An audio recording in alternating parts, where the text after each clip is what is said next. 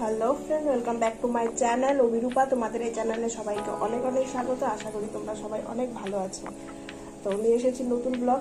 যদি ভালো লাগে তাহলে অবশ্যই like, comment, share and subscribe করো। তো এখন বাজে 10:15 আর আয়েশাকে স্কুলে দিয়ে দিলাম। আর স্নান করাও হয়ে গেছে, সকালে মোটামুটি কিছু কাজ হয়ে গেছে। এখন খাবার চা খেয়ে রান্না করব। ভাতটা হয়ে গেছে, ভাত খেয়ে আয়েশা স্কুলে গেছে। এখন চা বানাবো আর কালকের পুরি আছে, খাবো, তারপরে রান্না করবো। ঠিক আছে বন্ধুরা, দেখতে থাকো।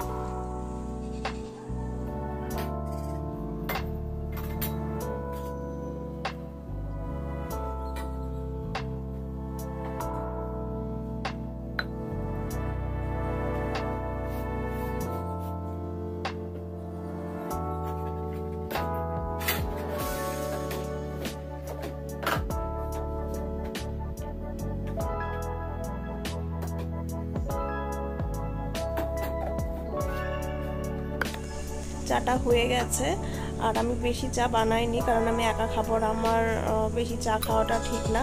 যার জন্য অল্প একটু চা বানিয়েছি, যাতে সকালের খাবারটা হয়ে যায়।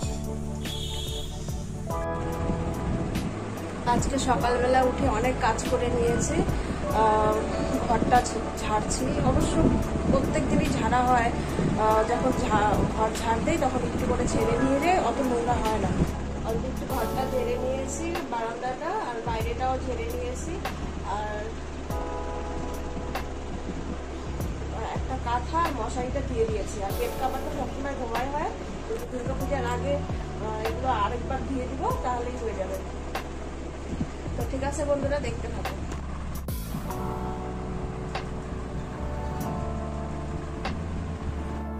তো বন্ধুরা, বাইরের উঠানটা তো পাকা আর অনেক বৃষ্টি হয়ে গেছে, তো বৃষ্টির পরে শ্যাওলা হয়েছে।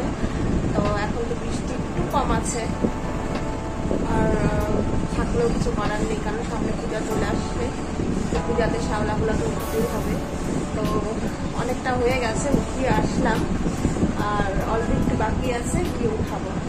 পুরো ঘেমে গেছি, একদম ঘেমে গেছি। তো ঠিক আছে,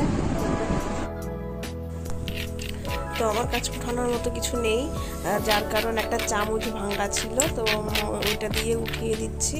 শ্যাওলাগুলো উঠে যাচ্ছে অবশ্য। আর কালকে পিলাগুলো তো শ্যাওলা হয়ে গেছে, তো কালকে একটু ঘষে দিব, তাহলেই হয়ে যাবে।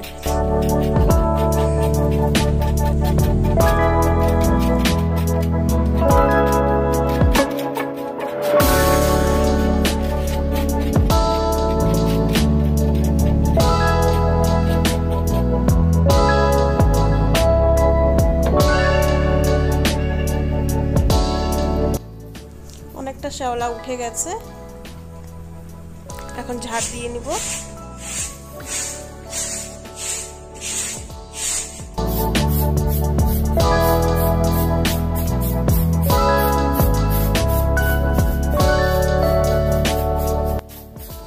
ঝাড়ুটা অনেকটাই ছোট হয়ে গেছে আর আমার খুব অসুবিধাও হচ্ছে এই ঝাড়ুটা দিয়ে ঝাড় দিতে। তো কি করবো, একটু বসে বসে দিই, আর পাটাও অনেক ব্যথা করে ওরকম ভাবে ঝাড় দিলে। কিন্তু বড় ঝাড়ু আছে, কিন্তু ওইটা দিয়ে শ্যাওলাগুলা যাবে না। তো এখানে একটু উড়িয়ে রাখি, পরে বালতিতে করে ফেলে দিব দূরে।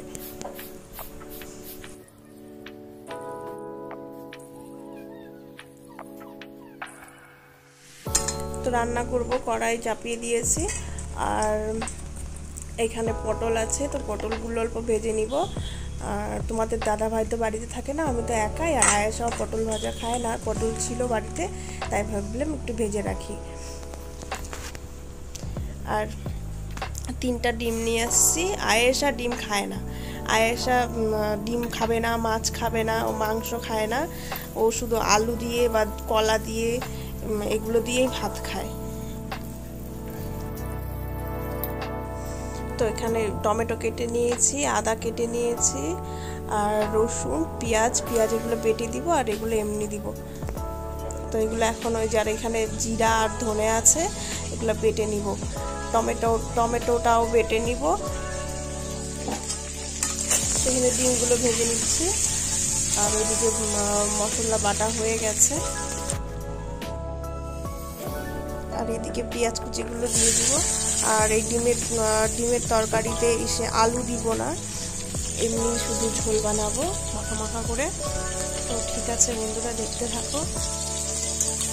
আর এখানে পেঁয়াজগুলো একটু ভেজে নিব, তারপরে মশলার পেস্টগুলো দিয়ে দিব, তারপরে একটু কষিয়ে পরে একটু জল দিব।